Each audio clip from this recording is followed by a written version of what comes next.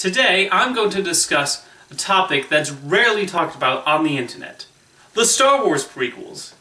Okay, so maybe it's not that difficult to find discussions about the prequels, but having recently revisited them, I wanted to talk about why I feel Star Wars Episode 3, Revenge of the Sith, not only makes up for the faults of the previous two films, but is a great film in its own right.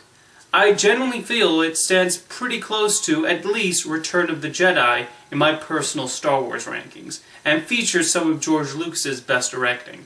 Watching it, one can see how much this is the story Lucas really wanted to tell, to bridge the gap between the prequels and the original trilogy, and how Anakin Skywalker's fall to the dark side is truly a tragic one. The first example, the massive scope and triumph of Revenge of the Sith, is the opening scene. This sequence, which runs about 30 minutes, delivers a lot of what fans were hoping for when the prequels were announced.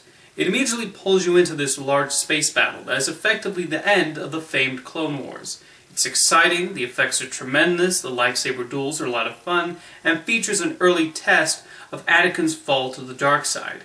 Most importantly, it also shows the camaraderie and partnership between Anakin and Obi-Wan Kenobi.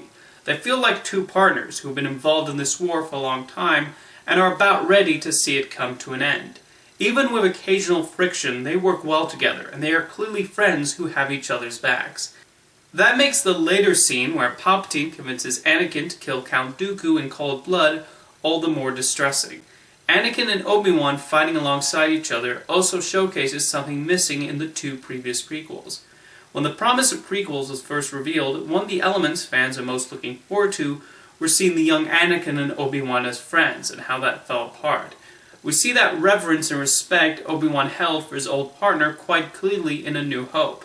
However, we never see them share much screen time in Episodes 1 and 2. Anakin barely converses with Obi-Wan in The Phantom Menace, and in Attack of the Clones, while we do have that impressive scene when they go after the assassin, the film then separates them by having Obi-Wan going on his own adventure, and Anakin just spends most of the film making creepy eyes at Padme. Part of what made Attack of the Clones so dull is the lack of chemistry between Anakin and Padme. I never really bought these two as star-crossed lovers, though George Lucas's wonky dialogue is mostly to blame. Revenge of the Sith still has that weird Hallmark card love banter, but it's definitely lessened here as Lucas plays up the tragic angle. We really get a sense of how many rules Padme and Anakin are breaking, and they try to deal with this. In many ways, Revenge of the Sith serves as a critique of the old-fashioned Jedi Order and their outdated ways. If they allowed attachments and were not so monk-like in their approach, Anakin and Padme would not have to hide their marriage behind closed doors, and Anakin would not be so stressed about keeping it hidden. Palpatine takes advantage of that vulnerability to manipulate Anakin and set his plan in motion. The Empire came to power partly because of these arcane laws. Palpatine really is a calculating villain, and we see that through the course of the prequel trilogy. One of the elements the prequels so often criticize is something I actually find rather fascinating to see unfold: the Senate meetings. Yes, I like that the original trilogy does not go into heavy detail about the politics of the Empire, the rebels, and the Senate, and that's fine. However, if George Lucas was going to show us how the Empire came to power, it was inevitable we would have to sit through government meetings. For me, they add to the world-building of Star Wars, and the inner workings of the Republic, and Palpatine subtly pulling the strings behind the scenes are fascinating to me.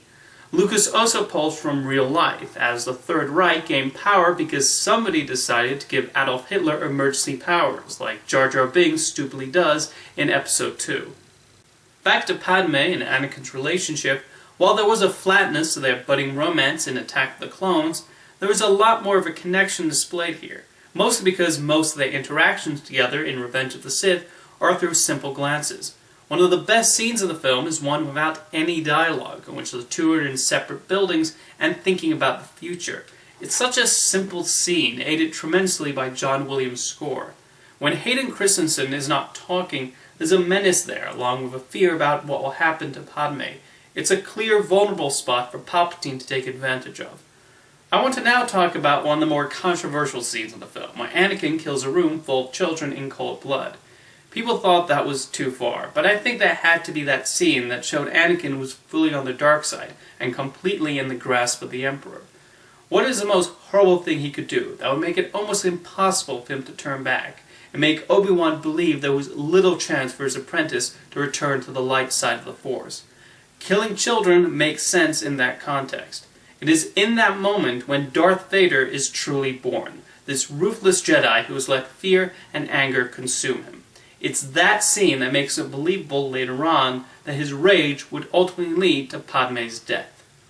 Finally, what truly makes Revenge of the Sith a truly great chapter in the Star Wars saga is the final act, starting with Obi-Wan confronting Anakin on Mustafar. This is seriously some of the best directing George Lucas has done in his career, featuring two friends who are now enemies. The lightsaber battle that ignites between them is full of emotion and rage and confusion as their different ideologies clash. Throughout it all is Obi-Wan pained by what Anakin has turned into, and it is performed brilliantly by Ewan McGregor. Through the entire prequel trilogy, I bought him as the young Obi-Wan, and when he delivers his final monologue to Anakin as he lies burning on the ground, it's absolutely heartbreaking. From then on, Lucas does a tremendous job of piecing the prequels and the original trilogy together. The Frankenstein homage, as the iconic costume is fitted on Anakin, is chilling, with Williams building it up tremendously. I also have a tremendous love for the very final scene, in which Obi-Wan delivers baby Luke to his relatives on Tatooine. This Harry Potter moment, as I like to call it, so wonderfully parallels the famous scene in A New Hope, and connecting episodes 3 and 4. It ends what has been a rather sad film on a hopeful note, that maybe, just maybe, this young boy can grow up and be the one to actually bring balance to the Force. Lucas has often been mocked for saying the two trilogies rhyme and are like poetry, but he's not wrong. There is an emotional swell when we see the Barus looking at the suns of Tatooine and the end credits roll. This entire third act is absolutely perfect in every way.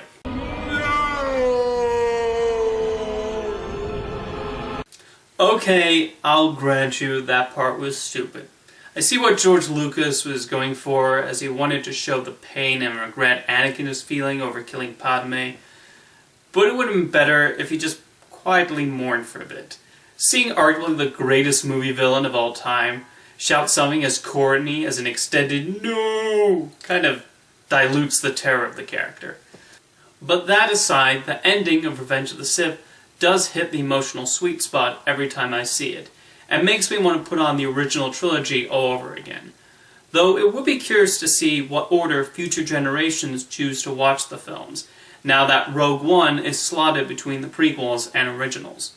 In conclusion, Revenge of the Sith may have a couple of issues that dog the first two Star Wars prequels, but as a whole I think it delivers a completely satisfying and almost Shakespearean tragedy of the fall of a republic and the person so long trusted to protect it. It's the portion of the story Lucas was the most passionate about telling, and it shows. Oh, and most importantly, Jar Jar Binks was only in it for 5 seconds. Thank goodness for that. See you next time.